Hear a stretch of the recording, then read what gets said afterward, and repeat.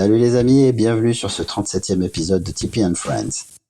Un épisode dont l'invité est très haut en couleur, un personnage qui n'a pas la langue dans sa poche, très éloquent, vous invite donc à faire connaissance avec Nathaniel Colla, chanteur du groupe Dionysiac, un groupe de doom atypique qui ne va pas plaire à tout le monde, mais on s'en fout, parce que moi je trouve ça très très bien. Et je ne suis pas le seul à partager cet avis. Comme d'habitude avec le podcast, on va aborder le parcours de Nathaniel, comment il en est arrivé à écouter ce style de musique qui nous rassemble, comment il a commencé à faire de la musique, qu'est-ce qui l'a amené à fonder Dionysiac. Et vous allez le voir, il y a beaucoup de choses à dire, c'est un grand activiste de l'underground comme j'aime bien les rencontrer. Voilà, j'espère que cet épisode va vous plaire. Je sais que pour cette année, j'ai pas été très assidu sur le podcast. Je fais comme je peux. Tant que la passion est là, on va y aller à fond. Dis donc, bonne écoute, merci pour le soutien et à très bientôt pour d'autres épisodes. Salut! Salut Nathaniel, merci Enchanté. d'être mon invité pour ce nouvel épisode du podcast. Alors, comme d'habitude, moi je vais te laisser te présenter ce que tu fais au niveau de la scène métal, tout ça. Et après, on reviendra un peu sur ton parcours, la genèse de comment tu as commencé à écouter ce style de musique, et comment tu as commencé à faire de la musique. Ok, bah écoute, je suis Nathaniel, donc actuellement chanteur dans Dionysiac et pas mal investi dans la scène depuis une vingtaine d'années, je dirais. Ouais, bah là actuellement, on s'est vu il y a pas si longtemps pour la première fois et le courant est bien passé, toi et moi, hein, Yes. dans le cadre du Courts of Chaos Festival avec plus le truc assez incroyable, avoir deux groupes de Doom à l'affiche qui jouent l'un après l'autre et qui avaient prévu de jouer ensemble depuis au moins avant le Covid et qui n'avaient jamais pu le faire. Donc c'était super cool de vous voir enfin, de partager la scène et puis d'être bongué sur vos... Voilà, sinon que dire dans la vie, je suis médiathécaire. J'aime manger, ça se voit. J'aime bien vivre, ça se voit aussi, regarde, sourire. Et puis ouais, enfin voilà, un mec à la cool, c'est pas forcément la vie de tout le monde et tant mieux. Voilà.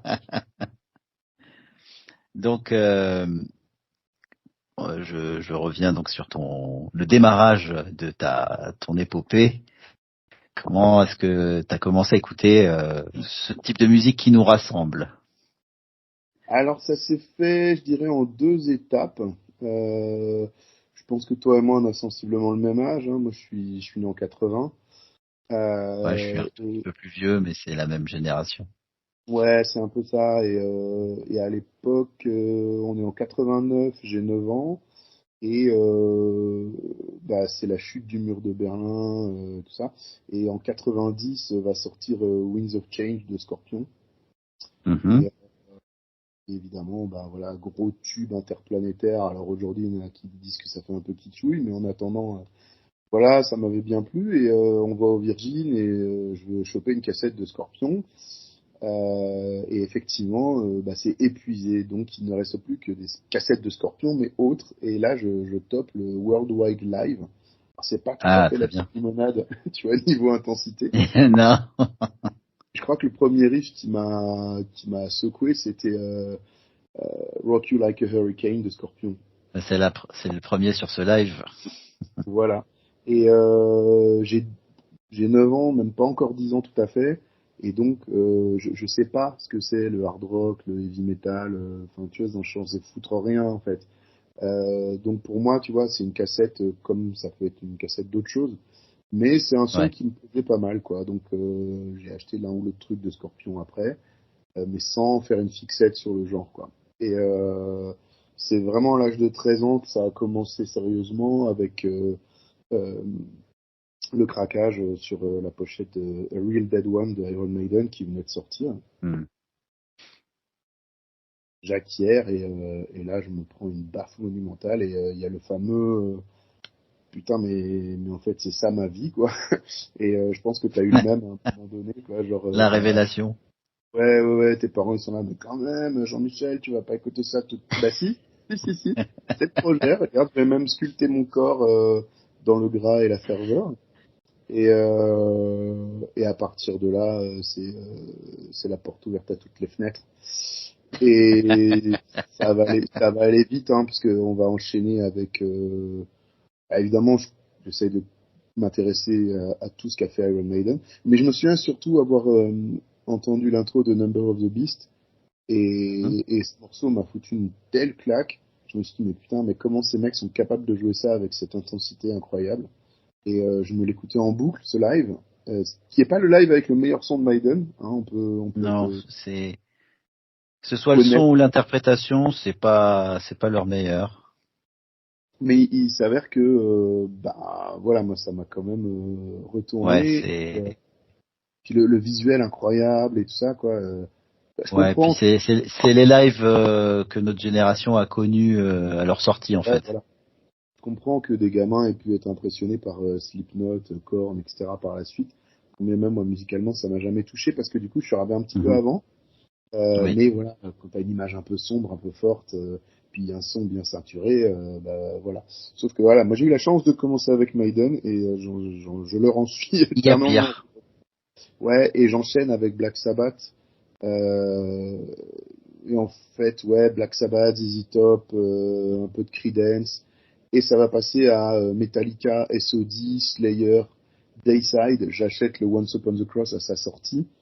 Et je capte pas tout de suite que c'est Jésus qui est caché Ouais. sous un drap. Moi, je vois des taches de sang sur un drap, tu vois. Et quand j'ouvre le livret, révélation, ah waouh, c'est vraiment super bien fait. Et, euh, et ouais, et gros s'accroche sur le death metal aux alentours de mes 14 ans, quoi, tu vois. Donc c'est allé assez rapidement dans la Ouais. violence. Et c'est un peu l'époque où tout le monde se touchait sur le black metal. Et moi, j'avais l'impression d'entendre des pots de mobilette ninja mal réglés. Tout le monde se rajoute de la tartine de bon tant pis par-dessus. Là, je me souviens, j'avais eu comment il s'appelle là, Tusk and Her Embrace de Cradle of Mes couilles là. Oui. Et putain, la preuve, un pote qui me passe ça au bahut, c'est genre ouais putain révélation, c'est trop bien, nan. Moi, le premier truc qui m'est venu en tête quand j'ai foutu cette galette chez moi, c'était putain, mais quel est le trou du cul qui a niqué le générique de Thalassa, tu vois. Bref, le black metal pendant longtemps, moi, ça a été synonyme de les fraises. Et c'est pas très compatible Ouais. avec enfin, ce qui me plaît, quoi. Du coup, tu sais, à l'époque, c'était quand même vachement, en plus, death metal d'un côté, black metal de l'autre. Ouais, Et c'était beaucoup plus sectorisé tranché quoi. qu'aujourd'hui. Chacun son truc. Ouais. Ouais, voilà. Et c'est vraiment beaucoup plus tardivement que j'ai commencé à m'ouvrir à des trucs. Et encore aujourd'hui, je dois avouer, c'est vraiment la première vague black metal, tu vois. C'est Poison allemand, c'est Tormentor hongrois, c'est ce genre de choses qui vont vraiment me faire vibrer à mort dans le black metal. La seconde Ouais. vague, il y a un ou deux trucs où ça passe, qui avec le temps je commence à comprendre et apprécier. Mais, la plupart du temps, le black metal à la sauce scandinave me casse profondément les couilles. D'autant plus quand c'est polysymphonique, enfin, c'est non quoi. Mais Je un vois. bon sarcophago, c'est ouais, tu vois. Enfin, voilà. J'ai commencé rapidement avec le heavy et le rock et le death metal en plus extrême quoi. D'accord. Bah, ça me paraît assez cohérent hein, avec l'époque et le parcours. Et du coup, j'imagine que tout de suite t'as voulu faire de la zik ou bien est-ce que c'est venu par la suite? Ouais, à peu près vers l'âge de 15 ans, je commence à capter une basse. Mhm. Euh, on avait un couple d'amis de ma mère était passionné de musique et le mec notamment était un fan ultime de jazz et de jazz rock et il avait chez lui toute une armada d'instruments de musique et ce mec m'a Mhm. donné c'était la basse la plus pourrie qu'il avait si tu veux mais il m'a quand même donné sa basse genre D'accord. voilà tu seras un hardos mon fils peut-être mais tiens, vu que t'aimes la musique, vas-y, essaye, quoi. Donc je te dis pas comment Génial. me pète le poignet comme ça avec une ferveur incroyable à faire sonner ses cordes à vide parce qu'au début t'as pas d'ampli, à essayer de reprendre du ZZ Top, ce genre de truc, tu vois, pour me faire les doigts. Et puis je finis par capter un ampli et à commencer à jouer dans un groupe, mais alors à l'époque dans un petite commune de l'extrême banlieue parisienne dans le sud de l'Aisne, tu vois, enfin bref, laisse tomber les hardos qui écoutaient ce que j'écoutais, il n'y en avait quasiment pas. Et du coup, je me mets à jouer avec des mecs qui ont déjà 30-40 ans, mais qui font des Mhm. reprises de Santana, Creedence, Led Zepp et Just Ouais. Got Up, ce genre de truc. Et c'est assez important parce qu'en fait, à l'époque, bah, moi je découvre, mais des années après, je suis replongé là-dedans et j'ai creusé à fond les années 70, années 60 et tout ça. Et ça a été super cool parce que ben, formateur, ne serait-ce que jouer Black Magic Woman de Santana, il y a un groove. Alors évidemment, hein, j'étais un incapable, hein, je faisais toujours le même riff en boucle, mais ça t'apprend à jouer en groove. On a tous fait ça, tu vois. Hein, Puis c'est formateur, ça. ouais, carrément, carrément, et ça m'a vachement plu, quoi. Donc pendant longtemps, j'ai fait de la basse principalement, et je suis venu au chant beaucoup plus tard, quoi. Voilà. Et d'accord. Mais le chant, ça t'est venu comme ça d'un coup? C'est parce qu'il y a eu une opportunité ou? Ça a commencé à se faire parce que, bon, disons que, comment, euh, ce petit groupe de reprises là, j'ai fait ça quelques temps, peut-être un an ou deux, je sais plus exactement. Mhm. Euh, Après, bon, ça a pas trop continué. Et en fait, bon, à côté, j'ai continué à creuser la musique, à m'intéresser à ce qui se passait. Tu vois, je découvre des groupes comme Brutal Truth, je découvre Megadeth, où je suis ultra fan. Enfin, Rest in Peace, encore aujourd'hui, j'ai des Mhm. convulsions, je tétanise de manière orgasmique à chaque fois que j'entends toutes les trois secondes quand j'écoute cet album. Mais c'est vraiment quand je commence à faire mes études en Alsace, où je m'installe là-bas, que bah, je cherche, là du coup, je trouve un premier groupe, on a appelé ça Castration, on n'a jamais rien fait, c'était du gros death metal, bas du front, mid-tempo, parce qu'on était tous handicapés, si tu veux. Ah mais même avant ça, j'avais un espèce de truc qui s'appelait Wakan, tout pourri, avec des mecs fans de metalcore dégueulasse, en mode, ah, je sais même plus les noms des groupes là. Enfin bref, t'as interviewé Seb Mokers il y a pas longtemps, Moki. Je l'ai pas interviewé, mais on discute souvent. Mais Euh, il va passer. Il ne sait pas. Du coup, il va le découvrir parce que il écoute souvent le podcast. Donc, il va et le découvrir, qu'il va bientôt venir. Mais il faut pas c'est lui un des dire. premiers gars que j'ai rencontré en étant à Strasbourg, et lui, il avait, je sais plus, si ça s'appelait Chromlech ou un truc comme ça, je me souviens plus très bien, mais il avait chanté dans Inhumate et tout ça, Mhm. et gros fan de Death et de Black de l'époque. Et on Ouais. avait bien accroché et on répétait bah, dans des studios voisins, quoi. Et il avait Mhm. bien vu que moi j'étais en transe quand il se pointait avec son t-shirt Slayer de 86. Les autres, ils n'avaient rien à foutre. Ah, ils écoutaient ouais, Stuck Mojo, ouais, c'est ça, les groupes pourris. Oh là là. Je crois qu'il doit y avoir un ou deux morceaux qui sont pas pourris, mais Ouais, moi, c'est voilà, pas mais mon tu vois, si truc, tu hein. veux, Moi, c'était c'est pour pas moi genre. l'opportunité avec du haut de mes 18 piges Bien sûr. de trouver un groupe et de faire de la musique, en fait. On n'a jamais fait de concert avec ce groupe, en plus. Et, Ouais. mais ça m'a permis voilà de pouvoir jouer un peu en groupe et du coup ouais je viens au chant un peu plus tard parce que je rencontre à la fac un mec qui est comme mon frère aujourd'hui qui s'appelle Kalevi et qui Ouais. Je vois très bien de qui tu parles. il est connu pour avoir été dans Bloody Sign donc Chaos Cause et Oui. on va très vite accrocher et boire Avec son beaucoup. frère. Oui, Maki, ouais. Avec qui, bah, du coup, on a joué ensemble. Dans Résistance, il a joué également. Enfin, bref, voilà. Mais ce qui est cool, c'est qu'avec Kalevi, on a aussi un intérêt pour d'autres musiques que le métal, notamment la musique ancienne, musique médiévale. Mhm. Et bah voilà, donc on a commencé à jouer du métal ensemble quand ça avait bougé dans la période des démos de Bloody Sign. Moi, j'avais rejoint à la basse et je faisais un Ouais. peu de chœur, si tu veux, truc comme ça. Puis Mhm. finalement, Le ça backing, ouais. littéralement au chant. J'ai fait le truc que je suis incapable de refaire aujourd'hui, c'est-à-dire jouer de la basse et chanter en même temps. Ouais. Ces mecs avaient une vision sacerdotale de la musique, tu vois. On se faisait des répètes sur toute la journée, quasiment toutes les semaines. Eux, de leur côté, ils bossaient leur instrument 5 à 8 heures par jour. Bon, c'est pas un hasard s'ils en sont, ils en sont aujourd'hui, tu vois. Ça, c'est des achats avec comment dire, une discipline et surtout la volonté de pas aller dans la facilité, tu vois. Très régulièrement, tu fais tes un peu de challenge. Ouais, t'arrives au bout de tes 4 temps et puis bam, tu changes de riff ou tu changes de gamme. Bah non, eux, ça va être un demi-temps avant et machin. Enfin, tu vois. Et ça a Teste été les très choses, ouais. formateur. Ouais. Et Ouais. du coup, ben à la fois on avait Bloody Sign et Tormis, groupe de musique médiévale qui existe toujours d'ailleurs, avec lequel je chantais pas mal d'années.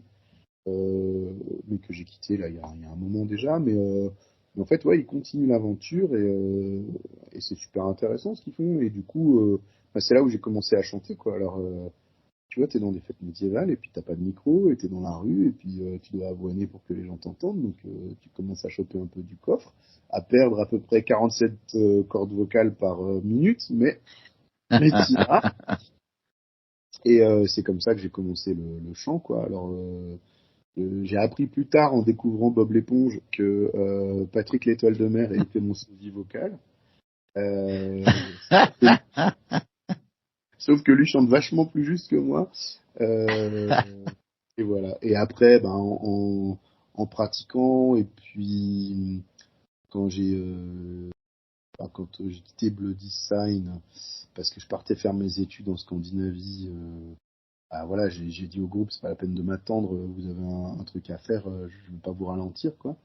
Bien Quand sûr. je suis revenu de Scandinavie, bah, j'ai cherché à refaire de la musique. C'est là où je suis tombé sur les mecs de Résistance. Donc plutôt une sorte de heavy matinée de trash speed metal avec ma voix complètement Heavy Speed, ouais. pas du tout aiguë, qui a rebuté plus d'un traditionnaliste, tu vois.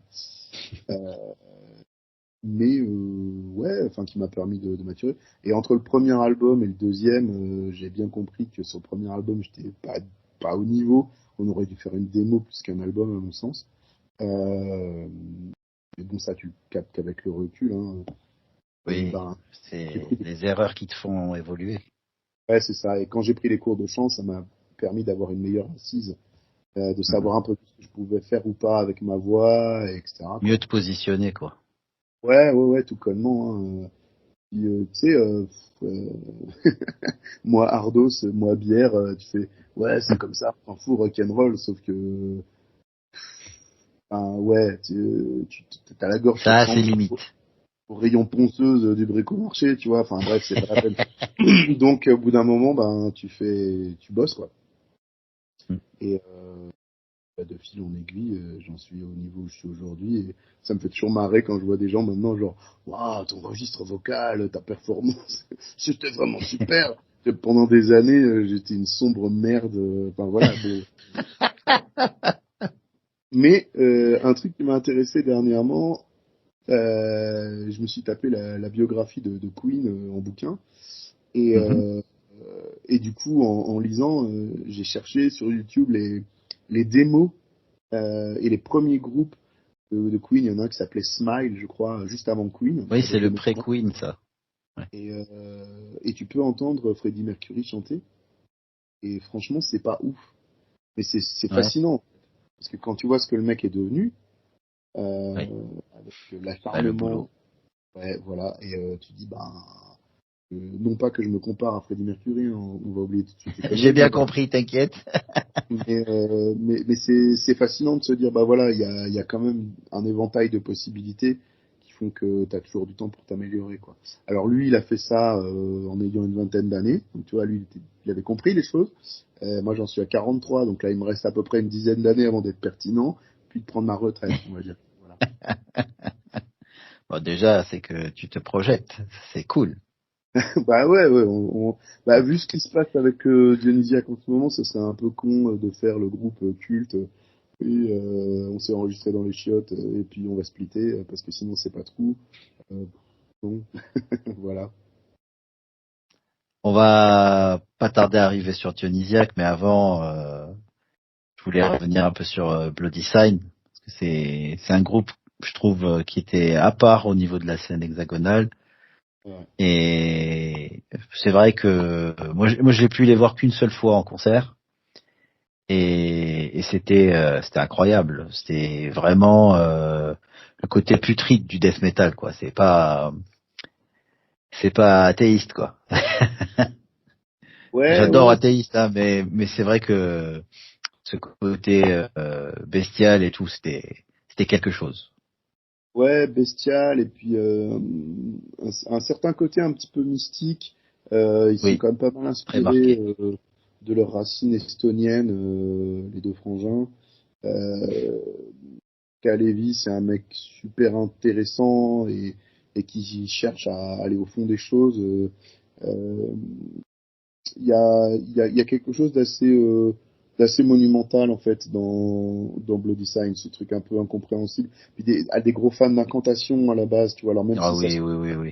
fait vraiment dans tout ce que eux ont fait, mais il y a cette recherche de créer quelque chose de barré, d'assez unique au final, quoi. Et Mhm. ouais, tu sais, puis on travaillait comme des acharnés quand je bossais avec eux, hein, jusqu'au premier album. Incroyable, on a enregistré ça en Estonie en 5 jours. C'était complètement ouf. On avait enregistré à l'arrache l'année précédente la démo Estonian Sessions. Parce D'accord. que sur un mec là-bas qui me dit ouais, moi j'ai un studio et tout. Et pendant notre séjour, on se dit mais tiens, mais si on enregistrait une démo quoi, complètement improbable. Et c'était super cool quoi.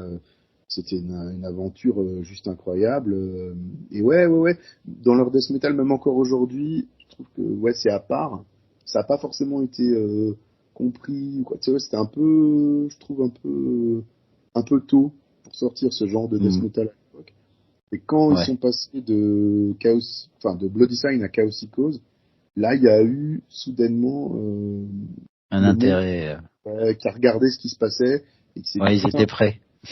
ouais. Et on peut le dire, enfin moi je pense, ils ont quand même été à un des fers de lance de cette vague de death metal un petit peu dissonant, à, à certains moments plus intellectuels, Oui. qui est plus si courant, voire un peu chiant aujourd'hui malheureusement, mais ils ont proposé quelque chose de nouveau et ça c'est pas forcément évident et c'est tout à leur honneur quoi. Mhm. C'est clair. Tu parlais de ton séjour en Scandinavie. T'as pas profité de ce passage pour faire de la musique? Non, j'habitais à Bergen en Norvège pendant un tout petit peu moins d'un an.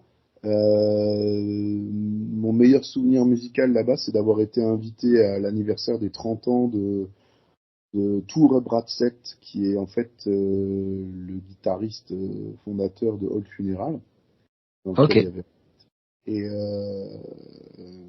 qui est un mec excellent, fan de rock, de Twisted Sister, de, de Motorhead. Il a une collection de vinyles mais impressionnante. Et il m'avait invité à son anniversaire auquel s'était reformé exceptionnellement Old Funeral. Et puis Ok. donc j'ai vu Old Funeral en concert, mec. Et alors le Génial. mieux, et étant arrivé avec le bus un peu tard, il nous avait mis. J'étais avec un autre pote français qui habite là-bas à l'époque, mais qui habite toujours lui.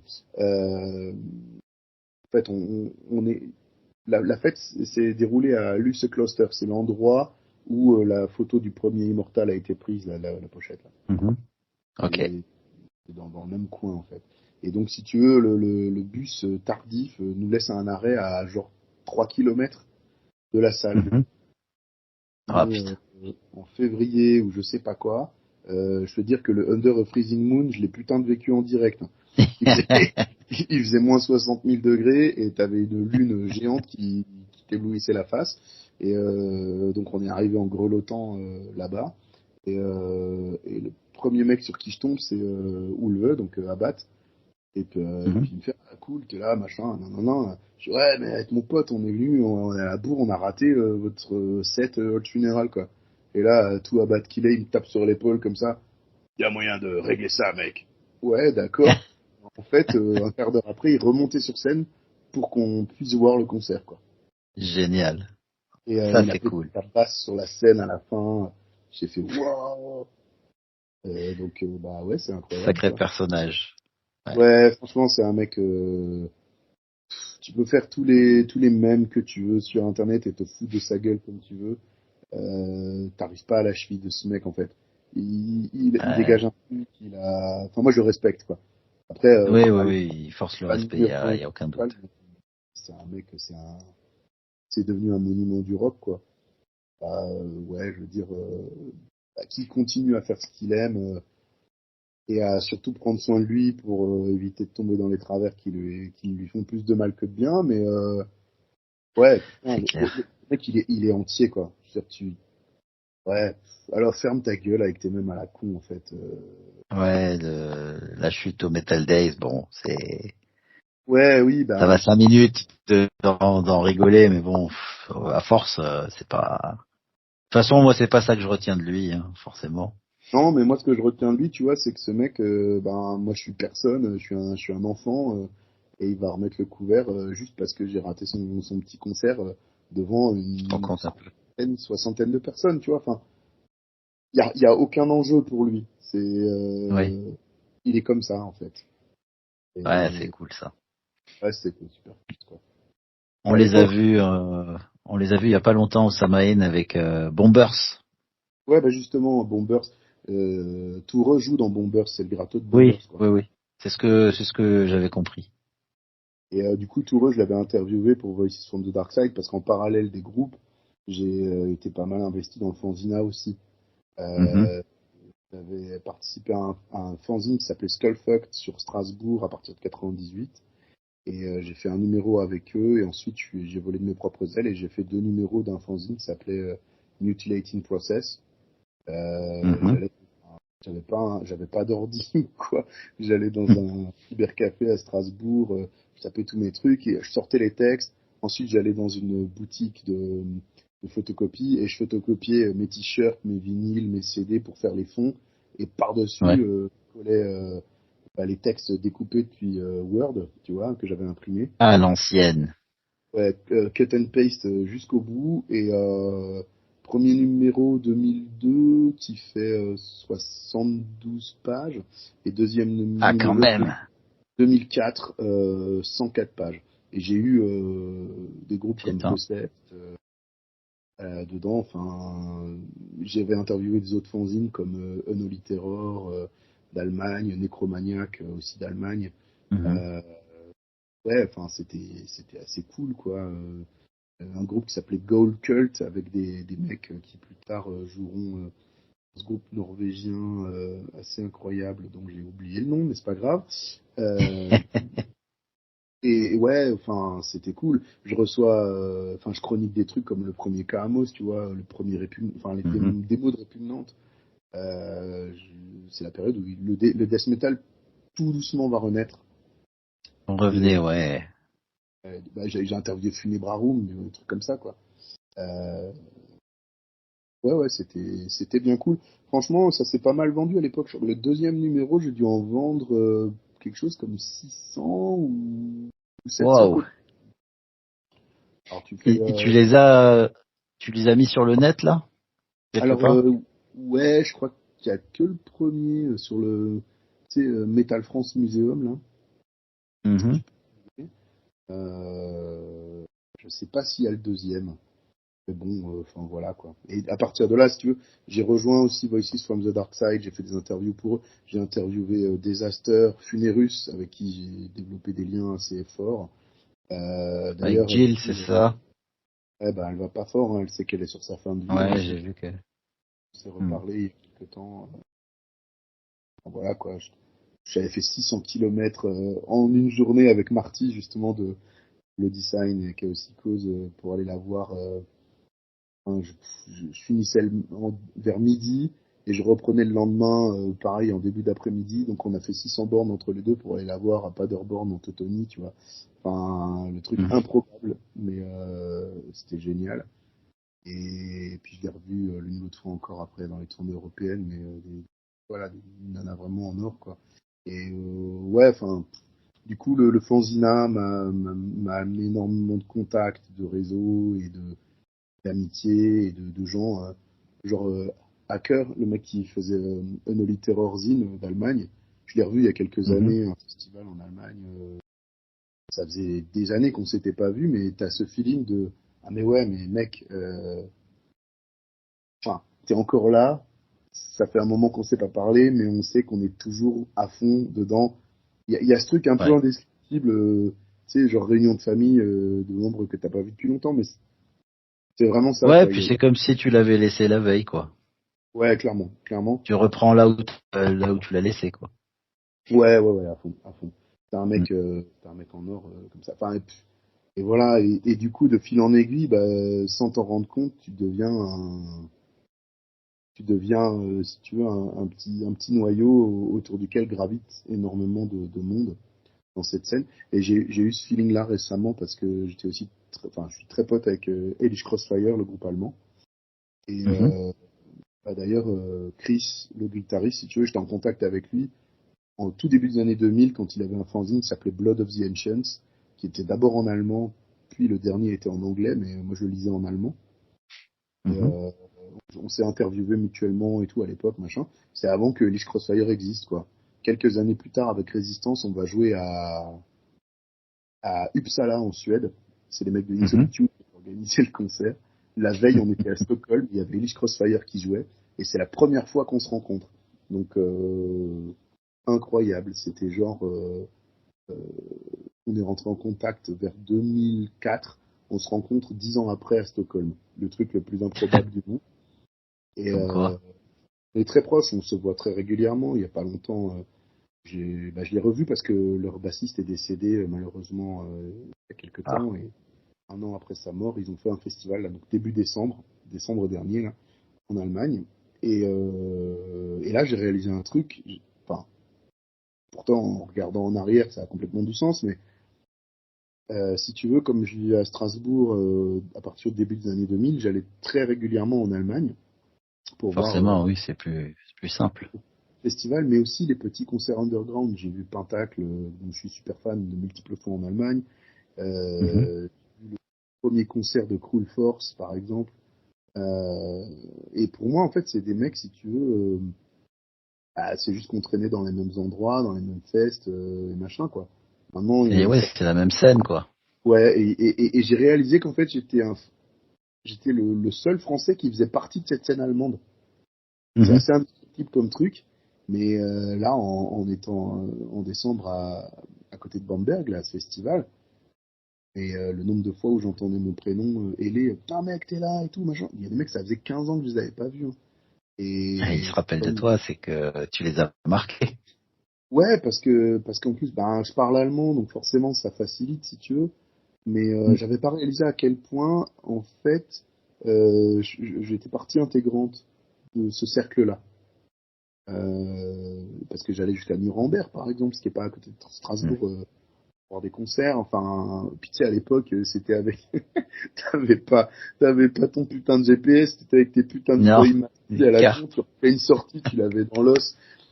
Enfin, j'en ai fait des kilomètres de côté en perdant du temps, perdu dans la pampa teutonne, tu vois, mais du coup, ouais, c'était marrant parce que c'est seulement plus tard, à partir de 2008-9, je dirais, que les Français ont commencé à aller dans les festivals allemands Ouais. plus underground et à commencer à se montrer plus présents. Mais auparavant, je Mhm. dis, moi, les premières éditions du Hell's Pleasure que j'ai faites, j'étais le seul putain de Français, quoi. Et, Ouais. euh, Ouais. et voilà, quoi. Du coup, bah ouais, le fanzina, ça m'a aidé aussi et puis la passion, tout simplement pour la musique, à connecter avec tout ce monde-là, quoi. Et bah tu vois, Flo, typiquement, le mec qui est derrière Dying Victim Production, bon bah ça cartonne en ce moment son truc et tout. Moi je l'ai connu, c'était encore un enfant, il était à peine majeur, quoi. Et il parlait de thrash metal, je l'ai interviewé quand il avait son zine Trash Attack, qui était vachement bien et tout. Et bah voir ce que le mec est devenu et ce qu'il fait aujourd'hui pour la scène, c'est super classe, tu vois. Donc Ouais. ouais, c'est toujours en fait ouais, garder un œil sur ce qui se passe, sur ce que font les gens rester en lien avec cette forme de vie un peu mutante, mais c'est cool. Mais c'était complètement inattendu à l'époque de voir le retour du old school tel qu'on le voit aujourd'hui, quoi. Enfin, Ouais, alors des fois c'est à outrance et il y a peut-être une overdose, hein, mais oui, je oui. préfère ça que certaines modes qu'il y a eu juste avant. Ouais. Non, mais Après, je clairement. veux bien qu'il y en ait pour tous les goûts, hein. C'est pas parce que je suis pas fan de certaines choses que c'est mauvais. C'est juste moi qui trouve que c'est mauvais. Non, mais après, ce que je pense, c'est que de manière globale, enregistrer, c'est devenu plus facile. Trouver un Mm. label, c'est devenu plus facile. Du coup, c'est un mouvement qui a aussi une histoire. Le métal a quand même une bonne soixantaine d'années maintenant, on va Ah dire. oui, largement. Ouais. Euh, et du coup, bah, il y a plus de groupes, il y a plus de production, il y a plus de qualité aussi, que ce soit techniquement euh, ou dans le rendu en fait du son. Bah, du coup, t'es facilement impressionné. Mais je trouve c'est un peu comme depuis toujours. Faut vraiment creuser pour trouver les trucs pertinents qui vont un peu C'est plus ça, loin parce que. il y en a de plus en plus. Tu regardes Ouais, le voilà. nombre de groupes qu'il y a chaque mois, qui sortent un scud chaque mois ou chaque jour même. Tu peux pas tout suivre, quoi. Bah ouais, un bon exemple pour moi c'est Morbid Angel parce que ils ont été les patrons pendant très longtemps. Puis on voit que sur Oui, les derniers albums, il y a, il y a plus autant comment dire le règne n'est plus aussi total qu'auparavant. Quand oui. bien même je vais pas chier sur Morbid Angel, c'est pas du tout l'idée, mais ils se sont fait aussi Non. rattraper techniquement et puis aussi par des groupes avec les dents un peu longues et plus jeunes. Et tu vois, un groupe comme Skeletal Remains, par exemple, Mm. moi j'ai connu le gratteux quand on avait tourné avec eux avec Fuel by Fire, il avait 16 ans, il bossait sa gratte toute la journée dans le van entre deux dates et tout le merdier. Bah, le mec, il a bourlingué, il a fait son truc, et franchement, ce que sort Skeletal Remains aujourd'hui, c'est ultra béton, quoi. Et c'est pas volé, Ouais, hein. moi. Voilà. J'ai Et joué en première partie de Skeleton Remains en 2016. À l'époque, c'était leur période à fond, Chuck Schuldiner, ouais, Pestilence, Death. tout ça. Ouais, ouais. Ouais, vraiment clone de Death, période Spiritual Healing, tout ça. Et quand j'ai vu comment ça évoluait, vraiment impressionnant. Hein. Ouais, et c'est cool, mais ils ont eu besoin de passer par cette phase de à la Mm. ceci, à la cela, avant de Exactement. trouver Angel, ils ont assez rapidement tracé leur route en proposant quelque chose de Ah oui, et personnel. puis Mais ils étaient aujourd'hui, vraiment au-dessus du lot hein, à ouais, mais l'époque, Morbid. on va dire que la superbe de Morbid Angel n'est plus aussi rayonnante qu'elle a pu être à un moment donné. Euh, Ah non, t'as juste au début des années 2000, quand tu compares, t'avais Hérétique d'un côté et puis l'autre et à côté c'est Internecine.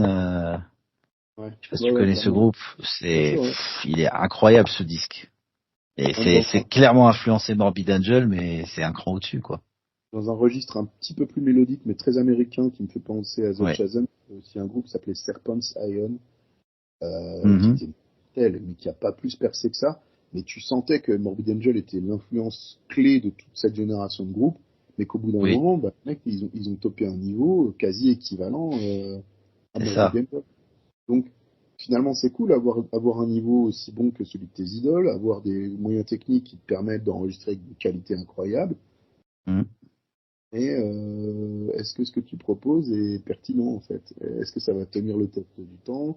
Est-ce que voilà, donc ça c'est toujours l'éternelle question à laquelle tu peux répondre que en laissant passer le temps. Mais C'est je trouve ça. Et qu'aujourd'hui, puis voir il y sur a la durée ce que ça va te donner. Quoi. ouais, bah, dans la pléthore de groupes qui nous sont proposés dans tous les styles, bah, le temps fera le tri. Mais il n'empêche que on a une scène qui, tu vois, on a un âge pas très éloigné, fin 90 jusqu'à 2005. Putain, c'était morne pleine, hein. Là, Oui. c'est largué. Il y a une Mhm. production incroyable, il y a une vivacité incroyable. Là, on en sort, le Court of Chaos, le Incroyable. Anthem of Steel, Rising Fest, Pyrenean Warrior. Non, mais en France, des festivals métal de ce calibre-là, je parle pas du Hellfest, hein, quelque chose à part qui s'est pas développé tout à fait de la même manière parce que ça rate. Non, et puis bon, c'est un autre schéma économique, ça. Exactement. Grand bien leur face. Hein, je suis pas en train de dire.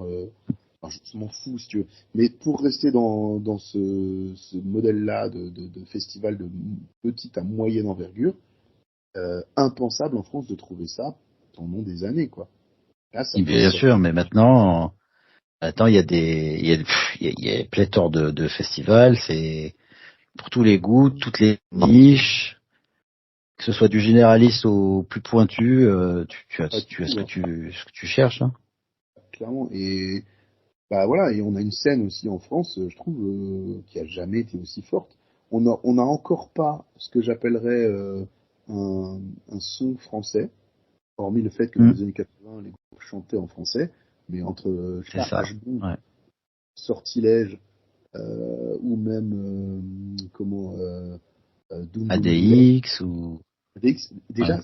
stylistiquement, les mecs sonnent pas pareil. Enfin, Non, c'est pas comme le Floridien, le Black chacun avait son Sabbath. identité.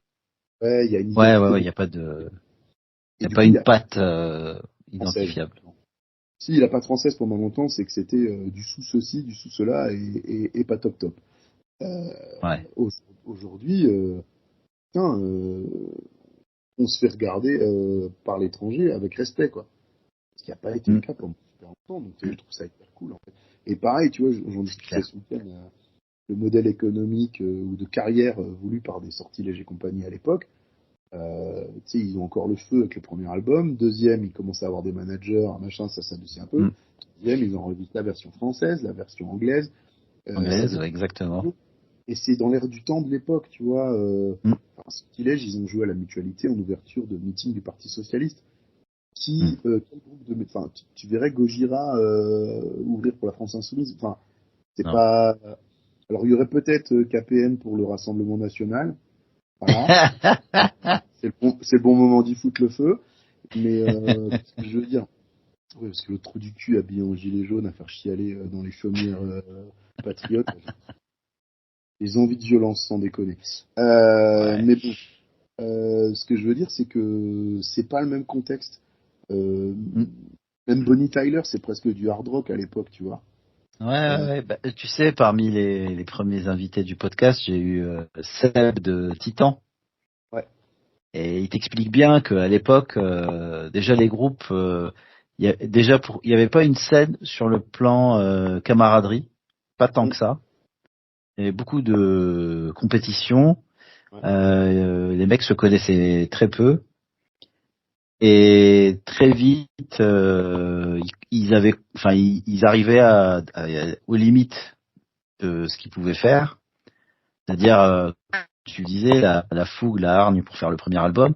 Et après, soit t'as été signé et t'as quelqu'un qui t'accompagne mais qui t'impose aussi certains changements. Soit bah tu rames et à un moment tu te rends compte que tu vas pas pouvoir en faire un métier et à l'époque tu pouvais pas, c'était pas très vu de faire une carrière professionnelle et continuer à faire de la musique à côté le week-end quoi. C'était Ouais, ouais. c'était pas très répandu quoi. Tu Non, vois, souvent, il y a des groupes qui passent par la case où ils arrêtent complètement pendant des années, où ils font autre chose, parce que s'ils veulent rester dans la musique, ben ils vont aller vers les baloches, les trucs comme ça, ouais, bah, et Zouille de Sortilège, il a fait du gospel pendant des années, tu vois. bah oui, oui, oui, La voix qu'il a, ça devait être super, quoi. Mais oui. ça sent un peu les mecs sur le retour, tu sais, ils te montrent le truc à l'ancienne, comme à l'époque, pour palper des brousoufs un peu, mine de rien. Alors même s'il y a des morceaux qui sont sûrement un peu de qualité, j'ai pas suivi, parce que je m'en fous. Non, Mais c'est très bien. Le nouveau sortilège, il est vraiment bien. tant mieux. Mais ce que je veux dire, c'est qu'aujourd'hui, bah là, tu vois, on était au Courts of Chaos, un groupe comme Star Rider, ils sont là, ouais, putain, Dionysiac, génial. Hmm. À l'époque, un groupe de heavy metal qui aurait dit, ah, ton groupe de Doom, il est cool, c'est de la science-fiction, en fait. Ouais, c'est Euh, clair, il y avait pas. et là, je trouve que c'est vraiment sympa. On a créé des liens, enfin, je sais pas, moi, je vois des mecs comme Animalize, on a joué avec eux. Bah, ils ont Mhm. tout compris à comment il fallait faire les trucs. Ils ont dit, bah, c'est kitsch, c'est excessif, c'est à fond, c'est exactement ce qu'on va faire. Et tu vois, ils prennent le truc à bras le corps et ils en font leur Leur univers. truc, leur expérience. Ouais. Et c'est super, les mecs étaient géniaux, on s'est fendu la gueule comme pas possible. Bah, ça fait trop plaisir de devenir pote avec des mecs comme ça, tu vois. De la Tu même manière, m'étonnes. dans le death metal, il y a des trucs qui tabassent en ce moment en France. Enfin, respect, quoi. Je me souviens, il y a quelques années, il y avait euh, festival à Lyon avec majoritairement des groupes français organisé par Ulrich, là, c'était Forever Ripping Fast, machin. Là. Putain, il y a eu Ritualization qui est passé, donc Mhm. grosse mandale de ses morts, quoi. Et juste derrière, il y avait Skeletal, tu vois. Et je me suis dit, putain, Skeletal, c'est un style plus des Suédois, ça va être chaud de Ouais, passer à... Et ben, en fait, comme ils font un death assez différent, et que sur scène, ça a avoiné à mort, ça envoie, ouais, ouais. ouais, bah en fait, tu vois, l'un après l'autre, ça passait vraiment nickel, quoi. Et ouais, peu importe le style de métal aujourd'hui en France, on a un truc incroyable. Et on en discutait avec les mecs de Hurlement, tu vois, parce que c'est un peu les Ouais. précurseurs du revival heavy metal français. Et au final, maintenant, il y a plein de petits jeunes là qui font leur truc. Et puis Hurlement, qui a quand même plusieurs albums à son actif, machin, ça reste le groupe encore pas mal vénéré par les vieux de la vieille, Vest Apache Killers, tout ça. Ouais, La jeune génération s'y intéresse un petit peu moins. ouais, À- c'est bizarre, hein. ouais, alors que les Faudrait mecs, qu'ils aillent creuser là-dessus. ah ouais, voilà. Après, Hurlement, c'est le groupe français qui sonne le plus allemand, quoi. À part, tu vois, il y a le Ouais, côté résistant c'est allemand. clair. Ouais, puis nous, on avait pas mal joué avec eux à l'époque, avec Résistance. Enfin, ouais, on a forgé le fer et l'acier jadis. C'était cool. Le heavy metal. Ouais. Mais toi, du coup, t'as commencé à quel âge, là, t'as plongé dans le hard rock, tout ça? Ah bah écoute, moi c'était vers les 12 ans à peu près. Ouais. Euh, ouais, bah c'était la grande époque. Alors ça s'est fait en plusieurs étapes, hein, forcément. Parce que moi à la base je suis fan de comics, donc c'est les pochettes de Maiden et tout qui m'attiraient visuellement parce que ça me rappelait Oh, les comic books Ghost Rider, des trucs comme ça. Donc forcément ça attirait l'attention. Et puis j'étais fan de science-fiction, donc ouais, gamin des années 80, forcément tu vois les Terminator et tout. Et puis vers 91, il y a quelques sorties qui font que c'est obligé que je remarque le style. Donc il y a le l'album des Guns, Use Your Illusion avec You Could Be Mine, donc la BO de Terminator 2. Il y a le grunge qui arrive avec Nirvana, forcément, on t'entend ça tout le temps à la radio et ça finit par tu as des atomes crochus. Il y a le clip un an plus tard, il y a le clip de Be Quick or Be Dead. Donc tu ouais, découvres Maiden. Donc avec le début, avec son je fais retour aussi incroyable. ah oui, il y a le retour avec Avec déjà il y Walker, avait The Razor's Edge qui est sorti, puis après le double live qui qui a beaucoup vendu à l'époque d'ailleurs. c'est génial. Hein. Donc tout ça, Metallica, Black Album. Donc, même si j'écoutais pas uniquement ce style de musique, mais j'ai commencé vraiment à m'y intéresser de plus en plus. Et ouais, ça m'a pris 4 5 ans pour devenir exclusivement Metalhead, quoi. Ouais, ouais. Forcément, Avec le temps, moi, j'en ai rien à foutre. C'est la racine, enfin, c'est ouais. le cœur principal de ce que j'écoute, mais je suis fan de musique, quoi. Donc, Ah tu oui, vois, oui, bien sûr, ouais, en faut aller écouter revenant autre chose. Van, et on s'est écouté un album de Dr. Dre, tu vois, et on était là, Hmm. genre, ah, putain, trop cool, on n'a rien à prouver à personne, c'est juste du Non, et rap. puis même, c'est comme ça que tu t'enrichis culturellement, hein. Ah, Tu carrément. vois, moi, si quand j'étais en Algérie, j'écoutais que ce qu'on voulait nous faire écouter, c'était vite vu, hein. Ah, J'aurais pas bah, du tout écouté de musique, tout court. il y a les variations, je sais pas si ça te dit quelque chose, mais c'est un des premiers groupes de hard rock en France. C'est des Mhm. Marocains, des Suisses Marocains, Mhm. qui arrivent à Paris pour percer. Et donc on dit ouais, premier groupe français. Bah en fait c'est des juifs marocains, mec. J'ai envie de te dire que le hard rock en France, les origines, bah putain c'est des Marocains, merde. Et donc Marc Tobali est décédé tout récemment. Et ils ont quand même fait l'album More Rock'n'Roll et ça a influencé à fond un petit groupe qui s'appelle Led Zeppelin et qui a pondu Cachemire, tu vois. Le fait de Mhm. mélanger les traditionnelles marocaines avec du rock. Et Avec, ouais. ils ont tourné aux États-Unis, ils ont fait une carrière incroyable. Mais comme d'hab, en France, la presse locale leur a chié à la gueule. Les fans Mhm. étaient là, machin, mais du coup, ils ont pas eu.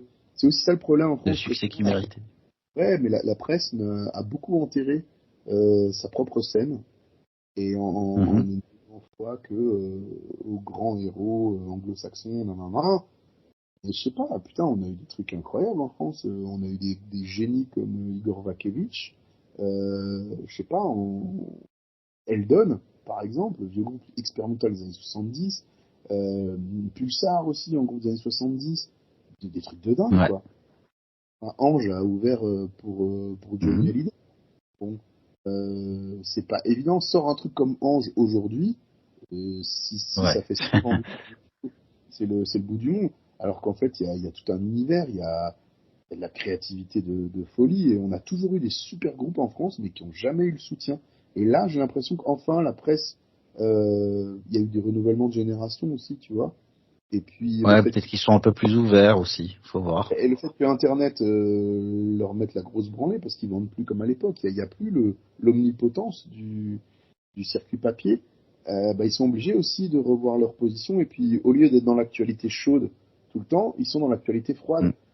Des dossiers de fond sur Enfer Magazine, sur un machin, tu vois. Et on prend le temps d'expliquer, de faire des interviews un petit peu plus en détail, et puis de se dire, tiens, il se passe un truc en France, on va en parler, et machin, quoi. Bah oui, Ben, c'est pas enfin, la peine comme... d'aller loin pour chercher des sujets, quoi. Ouais, En parlant de sujets, on approche des 50 minutes et on n'a pas trop parlé de Dionysiaque. c'est mal, c'est mal. Il va falloir s'y mettre là. Allez, au boulot. Ouais, que veux-tu savoir? Bah, comment vous avez monté ça pourquoi le Doom que tu nous parles de l'album. Mais avant ça, j'aimerais savoir pourquoi vous avez mis aussi longtemps à faire un album. Toutes les questions à la con, quoi. Bah, en fait, c'est le gratteux Loïc que j'ai rencontré en 2014. Euh, il me dit, ouais, ben voilà, j'ai des riffs et tout. J'arrive, je vais dans sa piole. Putain, mais j'ai halluciné, quoi. Ce mec, il a quand même une bonne dizaine d'années de moins que moi, quoi. Et donc, à Mhm. l'époque, on est en 2000, ça fait 10 ans que le groupe existe, hein. On est en Ouais. 2014. Et cet enfant me pond des riffs matinée de Voivode, Elhammer, Darkthrone, vieille vibe années 80, machin, et un côté Doom. Et bah, étant un vieux fan de trucs comme Dream Death, et puis Candlemas, Trouble, est-ce que tu veux, Sunbiters, tout ça, bah, ça a matché, quoi. Et Mhm. on a bossé beaucoup tous les deux. On a eu un mal de chien à trouver un line-up. Ça a fini par se faire, mais pour te donner une idée, on se forme en 2014 avec déjà le nom Mhm. Dionysiac. L'idée, c'est de faire un groupe qui corresponde à ce qu'on est. Et le principe de Dionysos, si tu veux, est pas seulement lié à la divinité antique. Tu peux y mettre le concept nietzschéen et puis tout le fait d'aller au-delà de ta personne, quoi, de te dépasser. Et Mhm. le fameux Death is certain, life is not. Ouais. Ouais, effectivement, la vie peut être beaucoup plus terrifiante que la mort à certains égards, mais aussi exaltante, et elle peut être de plusieurs facettes. Donc, on voulait aborder la vie et ses différentes facettes dans notre musique. Mhm. Changer du grand méchant Satan habituel, quoi. Ouais. Et donc, on avait déjà tout extrêmement bien pensé, réfléchi. Et Dionysos, en tant que divinité, est né deux fois. Il est né tout d'abord de sa mère Sémélé et de son père Zeus. Quand Sémélé demande à Zeus de révéler sa vraie nature, bah, c'est la foudre, quoi. Donc, il sait très bien qu'en se révélant à elle, il va la tuer en la brûlant. Ouais. Euh, et donc, lorsqu'elle meurt, il enlève l'enfant de son ventre et il va faire placer l'étude dans sa cuisse. Donc, être né de la cuisse de Jupiter, tout ça, voilà. Donc, si tu veux, c'est une gestation en deux parties. Donc, il y a deux Mhm. naissances. Euh, D'accord. et ça, c'est important parce que ça a déterminé le fait de faire deux démos avant de faire un album. Ok. Parce que on aurait pu très bien, voilà, faire ça rapidement avec les moyens technologiques, nanana. Mais on voulait d'abord trouver notre style, prendre le temps de maturer, de faire évoluer la chose. Et donc on a eu un line-up un peu différent entre la première et la deuxième démo. Et puis à partir de la deuxième démo qui est sortie, elle était enregistrée juste avant le Covid, elle est sortie juste après, si tu vois, on n'a pas eu vraiment l'occasion de tenir sur scène ou quoi, mais après, à partir de la première démo, il y a eu pas mal de sourcils qui se sont levés en mode tiens, mais c'est différent ce qui se passe, c'est autre chose. Donc on a eu Ah oui, vous avez une personnalité assez marquée quand même. ouais, et bah en fait on a fait ce qu'on aimait, mais on s'est pas spécifiquement rendu compte au début que ça aurait un impact aussi touchant pour les gens. La Mhm. première démo, en 2 mois et demi, je crois, les 300 copies étaient épuisées, tu vois. 300 copies cassette. Tu vois, enfin, Ouais. et Le support improbable de nos jours. ouais, du coup, bah, ça a été cool. Et puis on a le label Triumph of Death, la section qui nous a sorti, qui s'appelle La fin du monde, avec Seb d'Avignon, qui a été spécial là-dedans, quoi. Et après la deuxième démo, arrive bah, le fait d'aller vers l'enregistrement du premier album. Et on sentait que bah, un des guitaristes, enfin le deuxième guitariste, avait pas tout à fait la disponibilité. Le bassiste n'avait pas une participation qui correspondait à l'investissement qu'on attendait de lui, notamment Mhm. techniquement. Et du coup, on s'est séparés d'eux. Et le batteur est resté encore un petit peu. Et puis ensuite, il est parti. Je pense que quand on a retrouvé Ben à la basse, qui est incroyable, enfin, tu as pu le voir jouer, je pense, un petit Ouais, peu. oui. Non mais tout ça, franchement, Ouais, irréprochable. Hein. Vraiment, c'est qualitatif au ouais, niveau du groupe. Moi, j'ai que des éloges à vous faire. bah merci. En fait, on est passé, on a passé une étape supérieure parce que on a des gens qui techniquement ont un niveau très solide et un engagement en béton armé. Ouais. Euh, Là où avant une répète pouvait pas se tenir sans que Loïc ne soit là, aujourd'hui si Loïc a un problème ou quoi, on peut répéter sans lui, c'est pas un souci, Mhm. ça roule quoi. Donc ça a été bénéfique ce changement de line-up. Un beau mercato. Ouais, ben, Loïc l'a dit ce week-end, hein, c'est avant on était un groupe, maintenant on est une fratrie quoi. C'est juste Ah bah incroyable. voilà. Et on avait un peu une revanche à prendre parce que le premier Courts of Chaos qu'on avait joué en 2019, sorti de scène pas très content de nous parce que il y avait Loïc et moi qui tenions, et puis les autres étaient un peu plus en retrait. Mhm. On leur dit, vous êtes sur scène, même si tu es sur scène sans rien dire, il faut que ton attitude en impose au public parce que le Bien sûr. public vient pour ça. C'est pas toujours évident hein, à capter et puis Oui, à faire. il y a des personnalités qui sont pas compatibles avec ça aussi. Il y a beaucoup de choses. Hein. Voilà. Puis il faut un peu plus d'assurance. Ça vient pas tout seul et c'est pas tous les musiciens qui l'ont. Non, Mais quand il y voilà, a il y a des animaux tous les sauvages. membres qui sont, En fait, tu peux regarder notre concert en te fixant sur un membre aujourd'hui ouais, il et y tu aura, et quoi. Enfin, partout où tu regardes, il se passe un truc. Et ouais. une cohésion incroyable, quoi. Je, je suis toujours très très Ah, fier des. vous faites corps hein, sur scène. Tu vois que c'est une entité qui vient, qui pose ses couilles sur la table. Hein. Il n'y a pas de. Oui, bah oui. Mais oui, enfin, on a passé un cap et là, on veut forger le. Autant le démarrage a été long parce que trouver les personnes, voilà.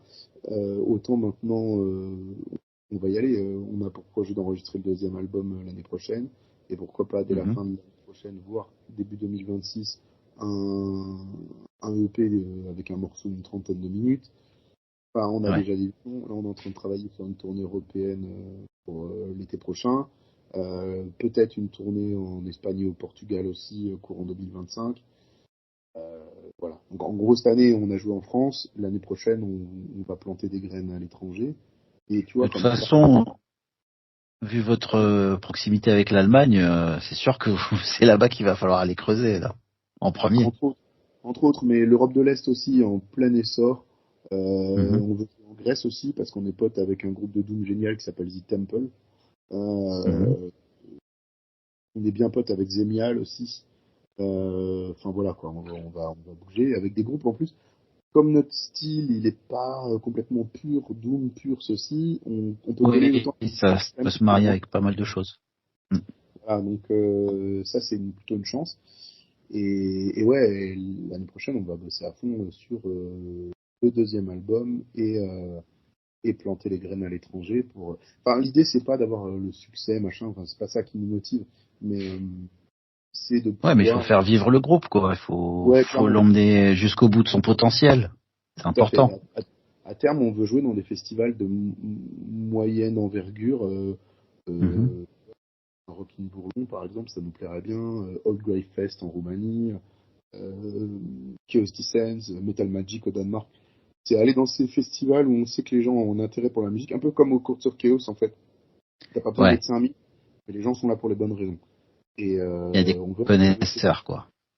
Ouais. Et c'est ça. Et si on arrive, je sais pas, tu vois, un jour, pourquoi pas jouer au Roadburn, enfin voilà. Mais Mm. Motocultor, Hellfest et ce genre de trucs plus grand public, plus variés, c'est pas quelque chose qui nous correspond en fait. Donc c'est pas un truc de snob, de bouder son plaisir ou je sais pas Mhm. quoi. J'ai pas envie de faire un truc où je me sentirais pas à ma place. Euh, Ouais. Là, j'en ai rien à foutre de gagner des nouveaux likes ou des nouveaux fans de cette manière-là en fait. Ce qui est important, c'est que nous on continue à sortir de la musique qui nous satisfasse et qui, Mhm. bah, avec de la chance, continue à parler au public et qu'on puisse la rendre accessible à ce public, accessible et abordable. Parce que, pareil, tu vois, on en a ras le cul. Tiens, ton vinyle, il est tout neuf, il fait 53 euros. Nique-toi, en fait. Euh, Tu vois, là, pendant le festoche, on a vendu CD 12 balles, t-shirt 10 Mhm. balles, bundle 20 balles. Bah ouais. Bah, on prend pas les gens enfin, pour des vaches à lait qui ne sont pas, tu vois. Non, non, non. T'as connu cette époque où les vinyles ils étaient à moins de 20 balles quand même, c'est un scandale, j'ai envie de dire. Ouais. C'est clair.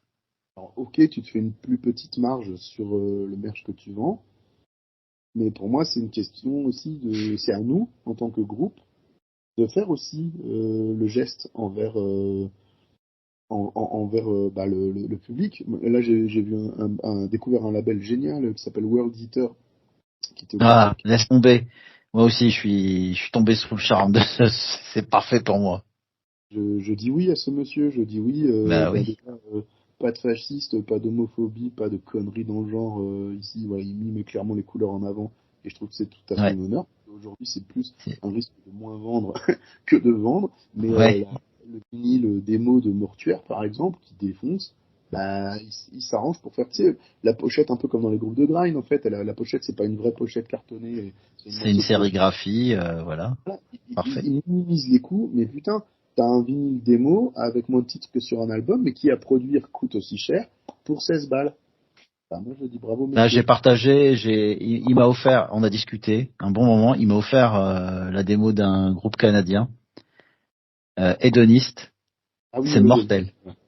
C'est Ouais, mais c'est mortel. Tu prends Ball Thrower, tu prends Grave, Dismember, tu mélanges, voilà, on y ouais, est. ça me rappelle un peu un label comme Lycanthropic Chance, basé en Mhm. Allemagne, le mec de Cryptic Brood.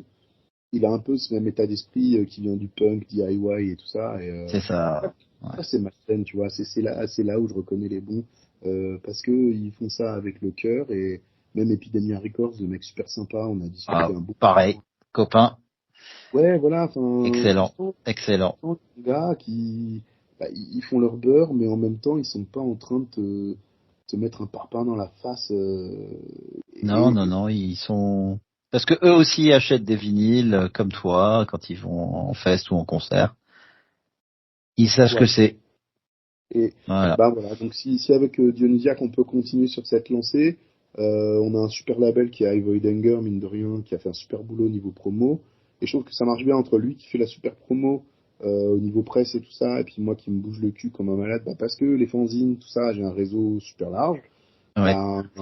Du coup, t'as l'impression là, tu entends, c'est le bruit des étoiles qui s'alignent. Hop là. Et du coup, c'est cool. Comme pour Conviction, en fait. Je veux dire, vous avez un groupe où Ouais, vous auriez sorti ça il y a 10 ans, tout le monde s'en serait pas ouais, et souvenu. puis euh, c'est assez spécial pour Conviction parce que tu vois, on se connaissait vraiment de loin avec Olivier et on a eu le besoin de faire un groupe de Doom au même moment. Et puis bon, moi j'avais fait Moonskin à l'époque. Lui, il avait déjà commencé Conviction et puis c'est au détour d'une discussion pour le fameux tribute à Cathédrale Ouais. où un soir, t'as Olivier qui met un message. Ouais, il n'y a pas un batteur pour venir enregistrer ça. C'est du Doom, c'est hors de question que je fasse ça avec une batterie programmée, quoi. Et donc je lui ai dit, écoute, je suis là. Et de fil en aiguille, on discute. Il me dit, bah tu vas pas rentrer en studio juste pour un morceau. Écoute, moi j'ai un album en préparation.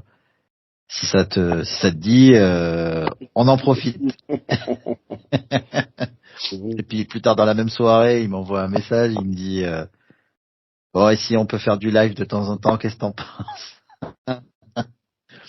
J'ai dit, bah écoute, ouais, pourquoi pas, franchement. Et puis il me réécrit un peu plus tard, il me dit, bon, j'ai Fred et et Vincent dans le line-up, tu les connais? Ah, c'est que Je des fais, bons bon, gars. bah j'en suis, c'est bon. Il n'y a pas moyen de faire autrement. Ouais, puis enfin, ouais, c'est l'amour, ces mecs, c'est trop cool, quoi. Mais bah, Ah, tu vois, franchement, ouais. ça me fait penser quand Olivier te dit, ouais, je veux un batteur et pas foutre une boîte à rythme pérave. On a enregistré l'album live chez Raph, que elle soit Ouais. la studio.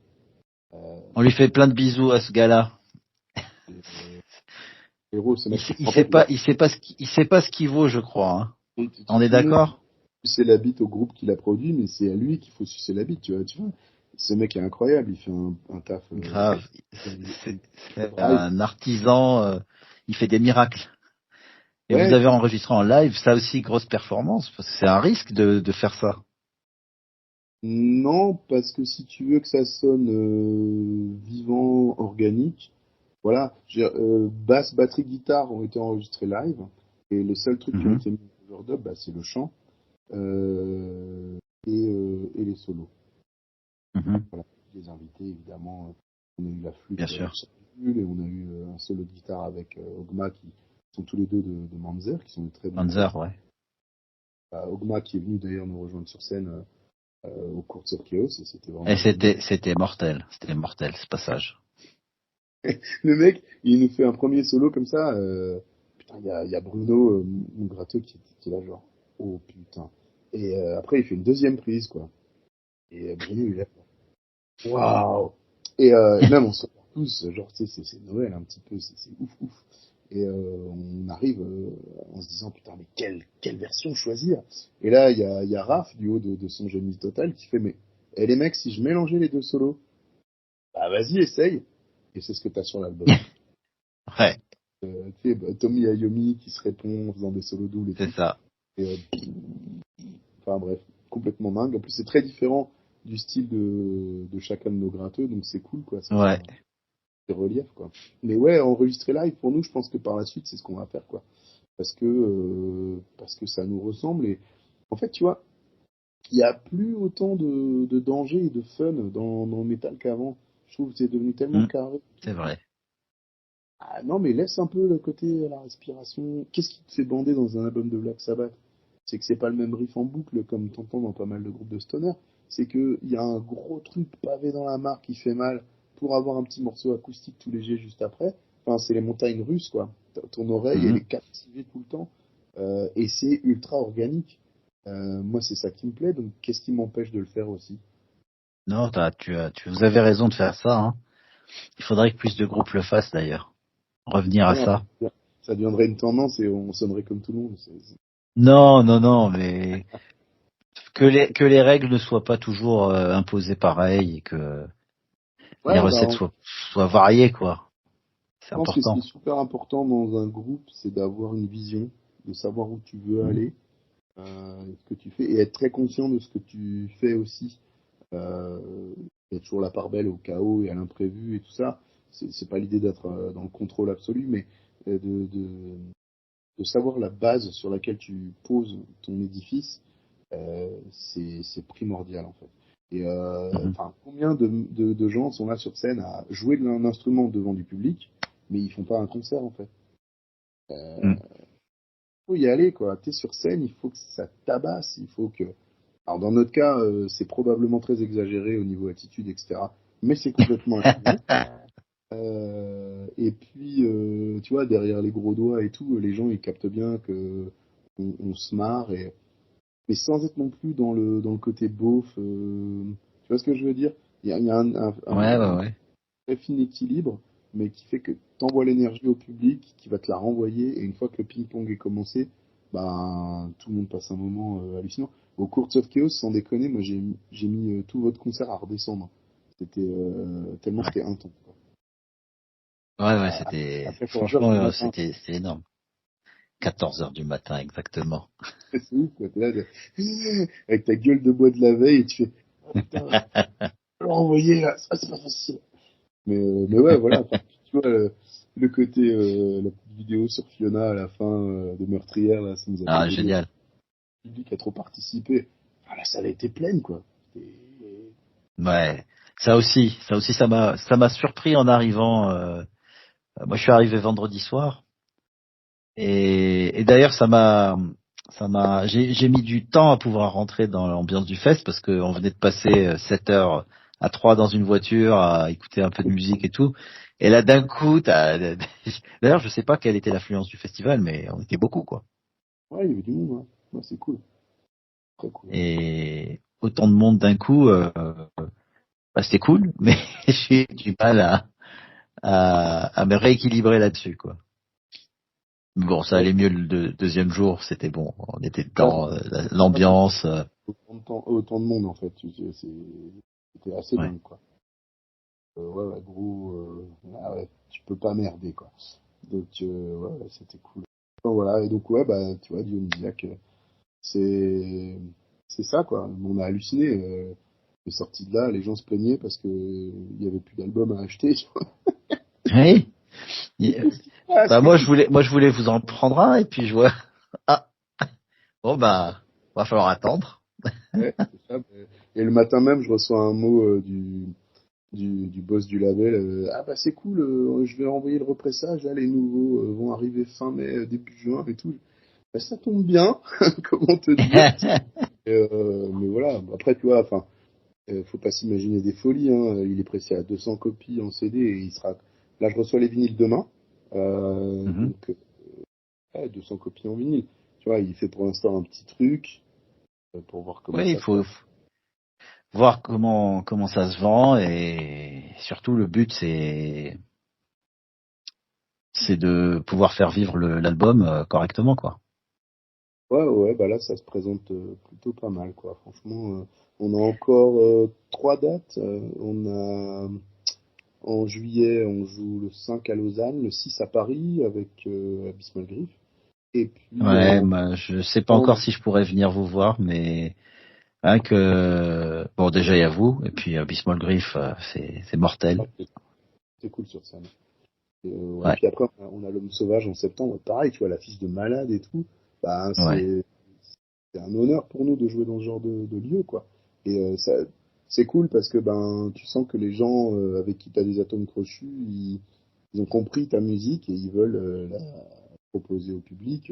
Enfin, ouais, c'est pas rien. Il y a un vrai truc qui se passe, quoi. ouais, carrément. En tout cas, c'est tout le mal que je vous souhaite, que ça se passe très bien et que ça continue comme ça et que ça évolue.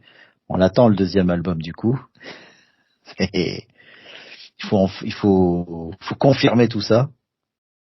Ouais, ouais, ouais, Et c'est le challenge. Hein. en tout cas, les retours ont l'air très bons sur ce premier, à tous les niveaux. Et puis les prestations scéniques, bah, c'est un cran au-dessus. Hein. Y a pas à dire. C'est On fait ce qu'on peut. non, mais ça fait une grosse. Enfin, c'est important. Les groupes. Déjà, le fait que vous ayez enregistré en live, déjà, on sait que il n'y a pas mensonge sur la marchandise. Il n'y a pas Ouais, de, il y a pas parce que d'arnaque. Donc, si tu veux annoncer quelques dates, Ouais, bah, je c'est le disais, moment. on a en juillet donc les dates à Lausanne en Suisse et Paris. Et puis la dernière, ce sera L'Homme Sauvage euh, dans les Pyrénées. Et la veille de L'Homme Sauvage, on essaye de mettre en place un concert avec Tarpondre à Lyon. Hmm. Pareil. Waouh. Ouais, mais t'as les mecs de Tarpondre qui te disent putain, c'est cool ce que vous faites. Ouais, Alors, par contre, faut se dire, franchement, c'est mortel ça. ouais, on va dire que Martin Eric Haynes, c'est pas peu une influence pour nous. Ouais, tu Ouais. sais, pas mal d'humilité. Et puis, autre truc très cool, le chanteur de Tarpond, il s'appelle Thomas Hoth. Il est aussi auteur de bande dessinée. Oui. Euh, super truc et tout. Donc, on va voir quand on va le rencontrer s'il y a moyen de moyenner pour le faire venir à la médiathèque où je bosse à Strasbourg. Enfin voilà, joindre l'utile et l'agréable, quoi. Et Bah oui, carrément. voilà. Et puis, ouais, donc, comme dit, enfin, je pense que j'ai parlé un petit peu de tous les sujets sur le groupe. On va continuer comme ça. Et on est conscient de ce que représente et vaut ce premier album. Donc effectivement, on est déjà en train de réfléchir à bosser des arrangements et des choses pour que le deuxième album soit, euh, comment dire, dans une veine similaire, mais pas trop Mhm. similaire. Qu'il ait Oui, pas faire deux fois le même album. qu'il ait une identité à lui aussi. On va dire que l'effet de surprise, entre guillemets, on ne pourra pas vraiment compter dessus. Parce que là, avec le changement de line-up, effectivement, au niveau son musical, il y a eu quelque chose de différent de proposer. Mais ouais, enfin, il y a des groupes qui font ça très très bien. Je pense par exemple à Dark Quarterer, le groupe italien de doom un peu progressif. Il n'y a pas un album qui est à jeter, mais chaque album a une identité, quoi. Ouais, Et c'est important ça. c'est ce qu'on va essayer de faire. Alors après, peut-être qu'on n'y arrivera pas, mais au moins c'est l'idée, quoi.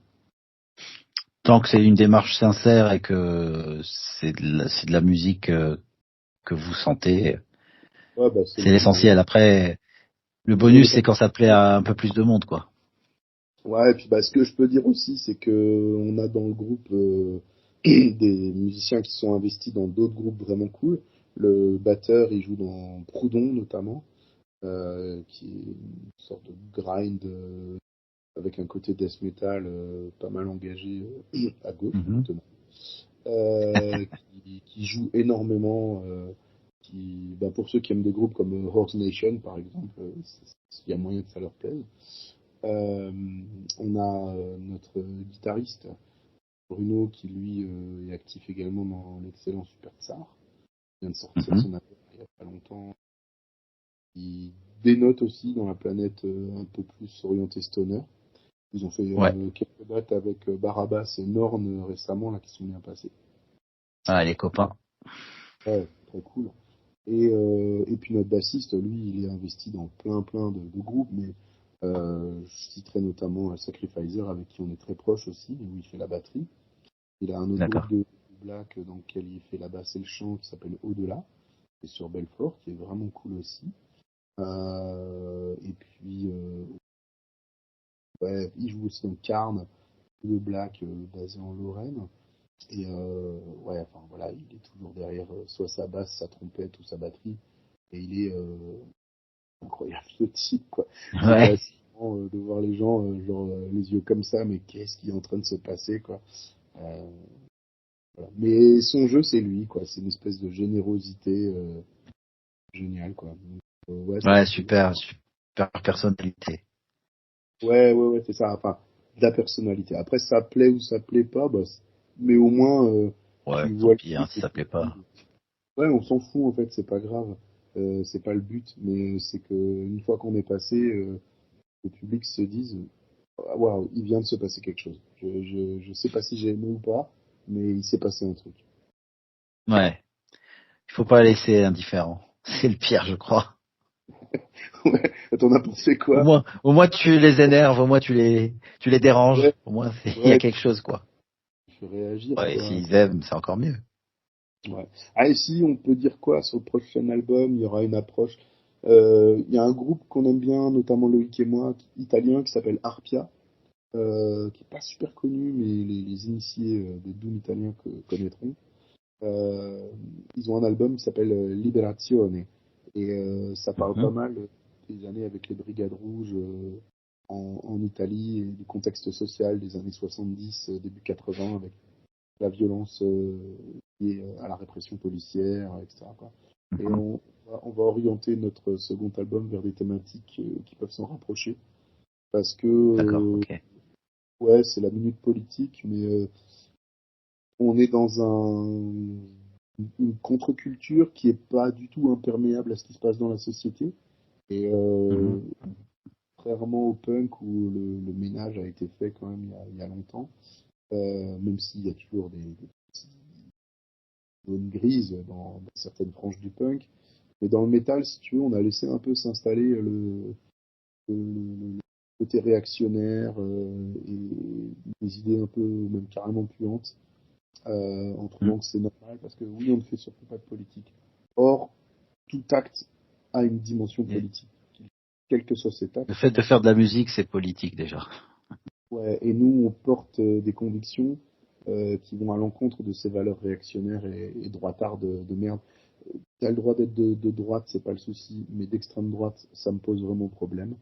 Et on le dit clairement. Avec ce groupe, on l'affiche clairement, sans être dans un militantisme prosélyte, avec t'as pas le droit de dire ça, penser que... Non, c'est pas ça. Mais c'est juste qu'on annonce la couleur en disant, bah voilà, nous, on est dans ce mood-là. Euh, Tu sais où tu vas. Quand tu nous Ouais, regardes, c'est important. peut-être qu'on va perdre des auditeurs, machin, parce que, ah ouais, sale gauchiste, machin. Bah ouais, sale gauchiste, nique-toi en fait. J'en ai rien à foutre. Mais j'assume qui je suis et on l'assume complètement à l'échelle de tout le groupe. Parce que, ouais, enfin, nanana, les PD, bah putain, arrête d'écouter Judas Priest, arrête de porter du cuir et des coups dans ton war metal, enfin, ça vient d'où Ouais, ça? mais lui, il est ceci, oui, mais lui, voilà, ça, moi, c'est plutôt ça qui me saoule. Ouais, et C'est puis les, les mecs. c'est pas, il y a pas de continuité dans la réflexion. On va pas jusqu'au bout des choses. Tu vois que à la limite, tu vois que c'est un peu du flan tout ça. C'est, Ouais, ouais, ouais, et puis bon, enfin, souvent, c'est pas des théoriciens, les mecs, hein, c'est pas des intellectuels, hein. Hmm, Euh, hmm. Ces extrémismes, quels qu'ils soient, me cassent les couilles, franchement. Ouais, c'est Les- clair, c'est clair. Ouais, enfin, je sais pas, les transsexuels, nanana. Putain, il y a trois mecs qui changent de sexe, là, devant toi, ça met en danger ton existence, enfin, on s'en fout, putain. Occupe-toi de tes fesses et laisse les gens vivre. Qu'est-ce que ça Moi, je peut suis te super foutre? content pour Mélissa de Sonia, par exemple. Belle revanche, tu vois. Ah ouais, tu m'as viré parce que avoir une meuf dans un groupe barbare, ça le fait pas, non, non, non, non. Bah regarde, Sonia, bah bravo. Voilà, moi je suis content. La musique, elle est super. Et puis ça donne aussi du bon au cœur aux gens qui se sentent pas bien dans leur genre ou quoi, tu vois. Enfin, qu'est-ce que j'en ai Bien à foutre? sûr. Ça me met pas en danger à aucun moment que ce soit, en fait. Je me sens pas en danger parce que il y a trop de Noirs et d'Arabes. Ok, on enlève les Noirs et les Arabes, super. Ton Uber, qui c'est qui va te le livrer? Ton shit, qui c'est qui va te le livrer? Ta caissière, qui c'est qui va faire le boulot? Et tes fraises que t'adores bouffer à n'importe quelle saison de l'année, qui c'est qui va les ramasser, quoi?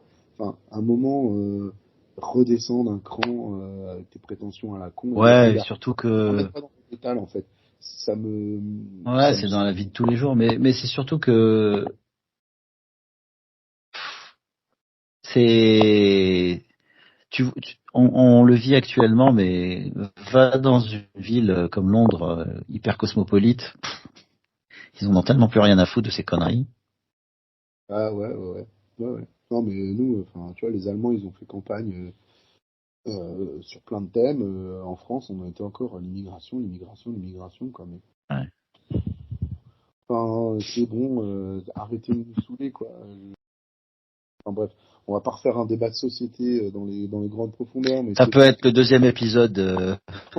non, mais voilà, enfin, en plus, je suis pas là pour dire aux gens de penser comme ci ou comme ça, c'est pas du tout mon rôle, mais juste au moins je pense qu'aujourd'hui c'est devenu malheureusement nécessaire d'annoncer la couleur, parce que pendant longtemps on a pris pour acquis, c'est d'ailleurs même, je crois, acté dans la loi française, hein, le racisme, c'est un délit. Oui.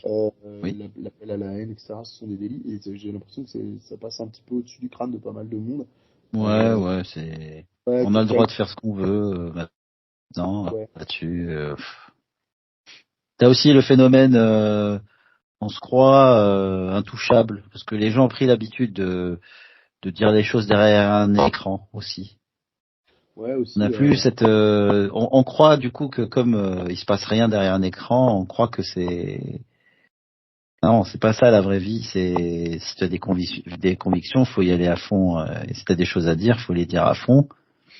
Et c'est pas. Ça rejoint un truc qui s'est passé dans ma vie privée il y a quelques jours. J'ai eu un désaccord avec un individu un peu plus jeune et en fait il manquait de respect à ma compagne et nous par la même occasion et je lui ai expliqué que bah non c'est pas comme ça que ça se passe. Il me dit non mais il y a des accords. Mec, on n'est pas sur Facebook, des accords, pas des accords, tu m'as manqué de respect, à un moment ça va pas aller quoi. Sache qu'il y a des règles dans la vie, tu peux pas manquer de respect aux gens, mais reste à ta place, sois correct.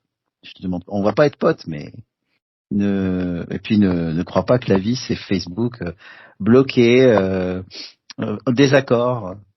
Ça veut rien dire ça. Mm. Ouais, non, C'est- mais clairement. Et oui, je pense que c'est important. En tout cas, voilà, de poser les choses. Après, advienne que pourra, machin. Mais ouais, enfin, ça change aussi un petit peu parce que mine de rien, actuellement, c'est quand même le discours que tu entends majoritaire. Hein, enfin, majoritairement, c'est cette petite musique réactionnaire là à toutes les sauces. Mm. Une grande partie de la population n'est pas acquise à cette cause-là, tu vois. Mais Non, quand non, mais comme ils disent rien, ben c'est décomplexé et ça de bah putain moi j'ai pas envie de ça et j'ai aussi le droit de le dire quoi. Et dans le cadre de ce mm, groupe on a aussi le droit de dire dans notre scène ces trucs là franchement on les accepte pas, nous. Voilà, c'est ouais, tout. ouais, ouais, clairement c'est On pas veut pas notre être affilié à ça. et non donc sache tu sais où tu mets les pieds quoi. Mm. Voilà, bah, tu vois Très bien, 1h29 pas mal. parfait. On est bien là. Écoute, bah merci en tout cas ça m'a fait Merci halluciner. à toi, hein, c'était Ouais je vais faire un cool. truc avec toi bon bah d'accord tu vois. Mais si, mais c'est normal, attends. Faudra remettre ça. Bah avec Peut-être plaisir et même puis faire ça avec. Peut-être même inviter d'autres lascars qui ont la langue bien pendue. Ça peut être intéressant. bah Un ouais, joyeux bordel à animer. à Ça peut être fond. cool. Ouais, puis bah là, ouais, il y a des bons gars, là. On a fait connaissance aussi avec Mathieu Yassef, là, le Dundad. C'est Ah sympa. Enfin, oui, bah. un mec qui a aussi une bonne Il tronche. nous a fait. Il nous a bien mis en valeur en plus là sur son live report du Court of Chaos. On en profite pour le remercier parce que franchement il fait beaucoup pour la scène, surtout notre scène Doom. Donc merci encore Mathieu, ça Mathieu déchire. Yassef, Stéphane Le Sceau avec Morbidoum. Ah Voilà, oui, le Steph très du beau présent aussi. Church aussi qui se bouge le cul. Enfin, ouais, il y a un petit maillage là qui commence à prendre bien forme et à faire en sorte que ouais on est pris au sérieux si on se prend pas au sérieux mais voilà ça fait plaisir quoi. En tout cas merci beaucoup pour ce petit babil dans tous les sens pendant les minutes.